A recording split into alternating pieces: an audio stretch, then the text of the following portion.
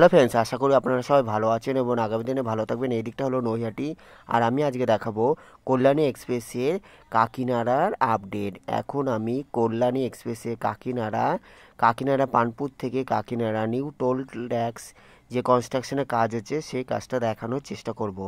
আজকের update 19 September বৃহস্পতিবার 2024।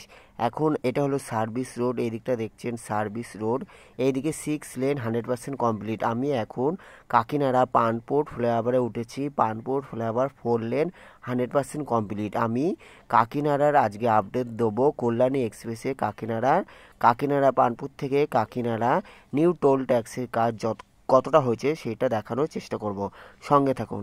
এখন দেখছেন কাকিনাড়া পানপুর ফ্লাইওভার, যেটা পানপুর ফ্লাইওভার 4 লেন 100% কমপ্লিট। এদিক থেকে হলো শ্যামনগর হয়ে যেটা ব্যারাকপুরে যায় সেই লেনটা ধরে যাব।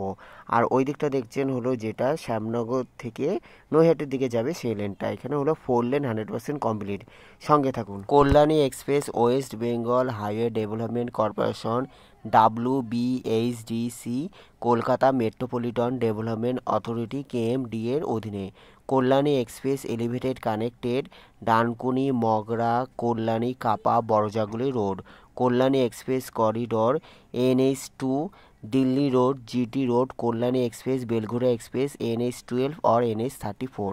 এখন দেখছেন কল্যাণী এক্সপ্রেসে পানপুর ফ্লাইওভার 4 লেন 100% কমপ্লিট।